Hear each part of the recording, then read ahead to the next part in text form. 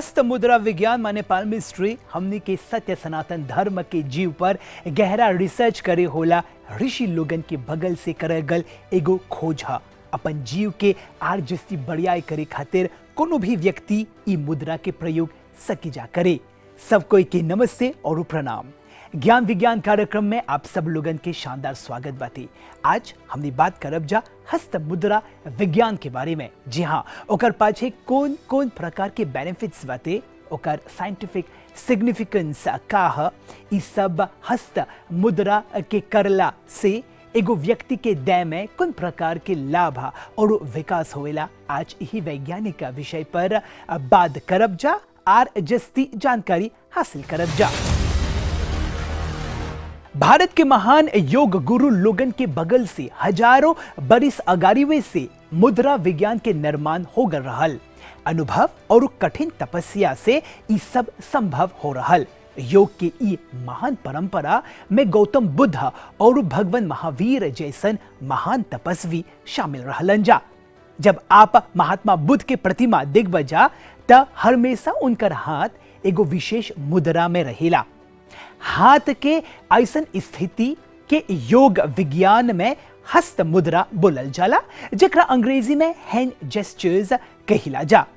एगो आदमी बहुत ही कमती समय में मुद्राओं के जरिए अपन आध्यात्मिक शक्ति के विकास सकी करे। अब ई मुद्रा कोनो ही बखत, कोनो भी एज ग्रुप, कोनो ही स्थिति में एकर प्रैक्टिस सकबजा करे। पुरनका भारतीय ग्रंथ और हमनी के 4 वेद में लगभग 399 मुद्रा के बारे में विस्तार से जानकारी देवल गल बाटे। कहे एंड्रू टेट, एलन मस्क और रोनाल्डो हमेशा अपन हाथ के ऐसे रखेलन जा। दुनिया के बड़का बड़का लीडर या इन्फ्लुएंशियल लोग आखिर काहे अपन हाथ के एगो पर्टिकुलर पोजीशन में रखेलन जा। ई उ लोग के कोनो तरीका नहीं है, बकिर ई एगो ऐसन राज बाते जहां पर ही बैठे बखत आप भी अपन हाथ के ऐसन पोजीशन में सक बजा रखे है। रहस्य हमनी के भारतीय संस्कृति में 5000 बरिस अगारीवे से रहल, जेकरा मुद्राज बोलल जाला। कुछ ऐसन हैंड जेस्चर्स, सिंबल्स और पोजीशंस बाते जेकर आपके शरीर और दिमाग के सही जगह पर लावेला और ओकरा चैनलाइज करेला। आयुर्वेद के अनुसार कॉस्मोस और हमनी के देह 5 तत्व से बनल बाती: हवा, पानी, आग, पृथ्वी और आकाश। एगो स्वस्थ देह खातिर ई 5 गो तत्व के निमन से बैलेंस रहे के बहुत ही जरूरी बाती। अगर ई 5 गो तत्व में से एक ही हावी या कमजोर पड़ जाला तो हमनी के देह में असंतुलन यानी कि इनबैलेंस पड़ जाला, तब वे हमनी मलाद हो जाइला सा। ई 5 गो एलिमेंट्स है और हमनी के 5 गो उंगली बाती। हर उंगली हर एक तत्व के रिप्रेजेंट करेला। अंगूठा अग्नि के रिप्रेजेंट करेला, इंडेक्स वायु, मध्यमा स्पेस के, अनामिका पृथ्वी के, बकिर कनिष्का जल के दर्शावेला।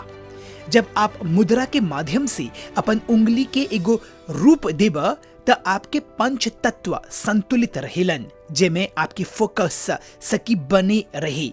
यही खातिर मुद्राज के सील भी बोलीला सा, जहां पर आप अपन दिमाग और देह कोनो एगो कारण खातिर लॉक कर देब। एंड्रू टेट, एलन मस्क और रोनाल्डो जोन मुद्रा के प्रयोग करेलन जा, ओकरा ई बोलल जाला उत्तरा बोधि मुद्रा। आप अपन दोनों हाथ के मिला के फोल्ड करिए, तब अपन दोनों इंडेक्स के बाहर निकाल दिया और जोरे रखा, तब दोनों अंगूठा के बाहर निकाल के पाछे रख द। ई मुद्रा के हाईएस्ट एनलाइटनमेंट बोलल जाला, जहां पर गौतम बुद्ध स्वयं प्रैक्टिस करत हलन जा। इसे मनुष्य के इनर और आउटर अवेयरनेस भी बढ़ेला। आपके फोकस और कंसंट्रेशन शक्ति के भी बढ़ा के आपके आसपास चले होला एक्टिविटी से आपके सावधान रहे के कौशल बढ़ावेला। आपके आत्मविश्वास माने सेल्फ कॉन्फिडेंस के बढ़ावेला। अगर ई मुद्रा के प्रैक्टिस लॉन्ग टर्म करब त जीवन से डर, चिंता और तनाव माने कि स्ट्रेस से दूर रहबा। डिसीजन मेकिंग और प्रॉब्लम सॉल्विंग जैसन स्किल भी विकसित होवेला, जहां पर ही आपके पर्सनालिटी और जैसे अट्रैक्टिव हो जाला। यही खातिर महान हस्ती इंटरव्यू देवे बखत उ ऐसन प्रकार की मुद्रा में बैठेलन जा। त ऐसन महान हस्ती जब बतियावेलन जा त पूरे कॉन्फिडेंस के साथ बतियावेलन जा। कई गो जना इ मुद्रा के सिंबल ऑफ ट्रूथ भी बोलले बाती, काहे कि इ मुद्रा में लोग जब बात करेलन जा तब बुझाला कि उ लोग सच बोलत हवन जा। हस्त मुद्रा विज्ञान इ हाथ के मुद्रामयी भाषा से जुड़ल मानव शरीर के रहस्य हवन। हमनी के मानव की देह अंततः रहस्य से भरल बाती। जी हाँ, हमनी के देह 5 गो तत्व से बनल बाती, पृथ्वी, जल, अग्नि, वायु और आकाश। हस्त मुद्रा विज्ञान के अनुसार हाथ और हाथ के 5 उंगली पंच तत्व के प्रतिष्ठित करेला। ऋषि मुनि लोगन के बगल से 1000 बरिस अघिए से ही वैज्ञानिक खोज करल गल बाते। यही खातिर उ लोग किसी भी परिस्थिति में हो, चाहे बड़ी हुई गर्म लगता या फिर ठंडा, उ लोग बीमार नहीं होवत हलन जा। अपन हाथ के 10 गो उंगली से विशेष प्रकार के आकृति के बनावे के ही हस्त मुद्रा बोलल जाला।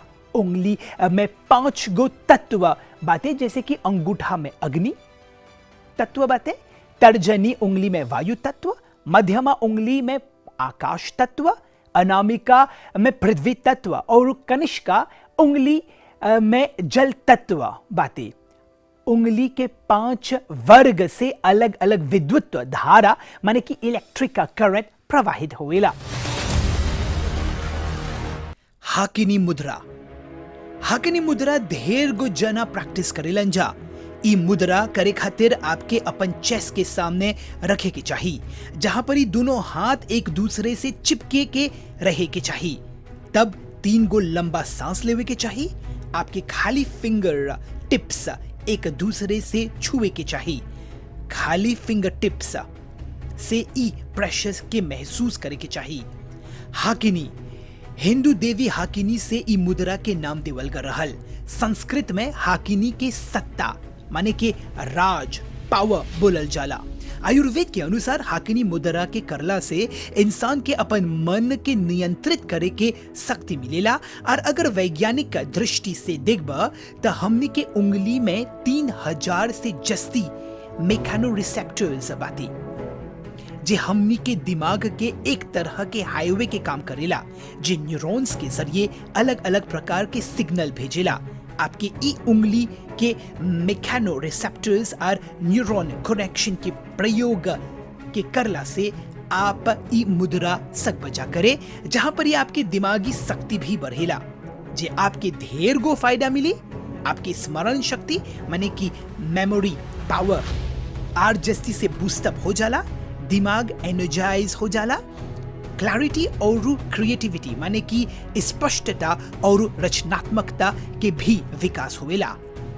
अब अगर फोकस और कंसंट्रेशन करे में दिक्कत हुआ त है मुद्रा सक बजा करे, जेकरा हमनी बोलीला सा ध्यान मुद्रा। आप ज्यादातर मौन्स ऐसन पोजीशन में बैठल देख ले हवा जा। जब भी एगो आदमी मेडिटेशन करेला त ई पोजीशन में अपन हाथ रखेला, यही के ध्यान मुद्रा बोलल जाला।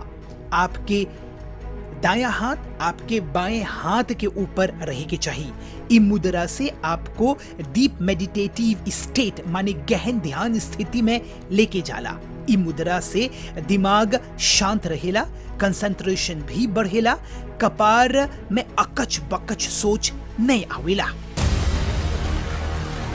हस्त मुद्रा चिकित्सा पद्धति खासकर हमनी के महान पूजनीय ऋषि लोगन उ व्यक्ति खातिर बनैले बाते, जे कोनो प्रकार के चिकित्सा पद्धति के इलाज नहीं खोजत हवन जा करे। खासकर उ लोग के हा जे बिना किसी शारीरिक या फिर मानसिक मेहनत से अपन बीमारी के दूर करे के खोजत हवन जा। मुद्रा विज्ञान अपन आप में बहुत वैज्ञानिक बाती, काहे कि मुद्राओं के इस सिंबॉलिकल लैंग्वेज के प्रयोग न खाली योग में बल्कि मेडिटेशन माने कि ध्यान में भी होवेला। एकर संगे संगे कथक, कथकली, मोहिनी अट्टम, भरतनाट्यम, कुचिपुड़ी, गोटीपुआ जैसन नृत्य में भी मुद्रा विज्ञान के भरपूर प्रयोग होवेला। हस्त मुद्रा चिकित्सा पद्धति के अपनावे से नियमित प्रैक्टिस के करला से वात, पित्त और कफ जैसन समस्या दूर होवेला। कपार और हृदय और फेफड़ा अच्छा रहेला। ज्ञान मुद्रा से देह में वायु तत्व के बढ़ावेला, जोश, साहस और क्रिएटिव थिंकिंग माने कि रचनात्मक सोच के बढ़ावेला। वायु मुद्रा से मन में शांति मिलेला। आकाश मुद्रा के करला से हल्कापन महसूस होवेला। शून्य मुद्रा से आपके देह में जिन दर्द बाते उ समाप्त हो जाए। पृथ्वी मुद्रा से आर जस्ती शक्ति मिलेला।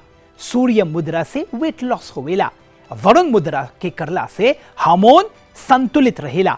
जॉइंट पेन दूर हो जाला और मेटाबॉलिज्म माने कि पाचन तंत्र संबंधी समस्या भी दूर हो जाला। जल शामक मुद्रा से स्टेबिलिटी माने कि स्थिरता बढ़ेला। कुबेर मुद्रा, कुबेर के हमनी धन के देवता बोलीला सा। ई मुद्रा करे खातिर अपन अंगूठा के टिप के अपन तर्जनी और मध्यमा के टिप से चिपका देवे के चाहिए। इसे तनी सन प्रेशर भी महसूस हो जाए। बाकी दूगो उंगली के अपन पाल्म पर रेस्ट करे के छोड़ द।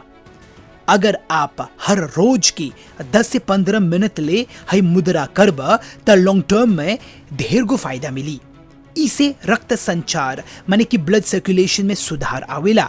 इसे स्मरण शक्ति में भी वृद्धि आवेला। दिमाग में कंसंट्रेशन पावर भी बढ़ेला। आप अपन लक्ष्य ले पहुंचे खातिर जस्ती तेज से मेहनत करके सफलता भी सकबजा प्राप्त करे। अगर आप ज्ञान और विजडम बढ़ावे की खोजत हवा त चिन्ह और ज्ञान मुद्रा सकबजा करे। एकरा जेस्चर ऑफ कॉन्शियसनेस भी बोलल जाला। मेडिटेशन करे बखत भी ऐसन मुद्रा करे के बोलल जाला जहां पर ही हमनी के हाथ ई पोजीशन में रहेला। हई मुद्रा में अपन सब उंगली के सीधा रखे के चाहिए। तब इंडेक्स और थंब के टिप्स के एक दूसरे से छुए के चाहिए। ई दूगो टिप्स पर उतना प्रेशर होवे के चाहिए जितना प्रेशर आप एगो कागज के पकड़ने से होवेला।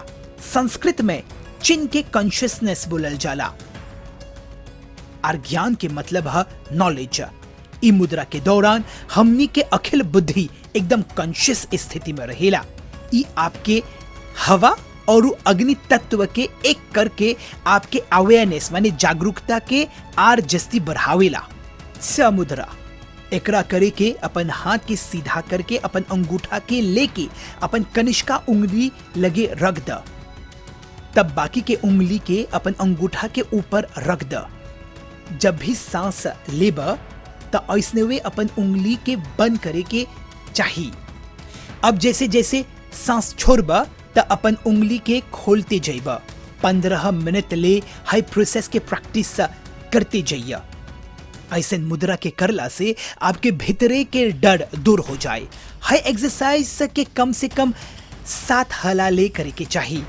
किम टोंग जैसन व्यक्ति हाई मुद्रा के पहचान करलन। उ बोलन कि हाई मुद्रा आपके भीतर की सैडनेस और फियर के दूर करेला। निराशा माने कि डिप्रेशन से बचे खातिर भी ई मुद्रा सकबजा करे। गणेश मुद्रा, गणेश मुद्रा एगो ऐसन मेडिटेटिव हैंड जेस्चर बाते जहां पर ही अपन सीना के सामने रखे के चाहिए। ई मुद्रा आपके उंगली आपके दिल के सामने आके इंटरलॉक हो जावे के चाहिए। ई मुद्रा के करला से अपन जीवन में नवा संभावना माने कि न्यू अपॉर्चुनिटीज देखे के शक्ति मिलेला।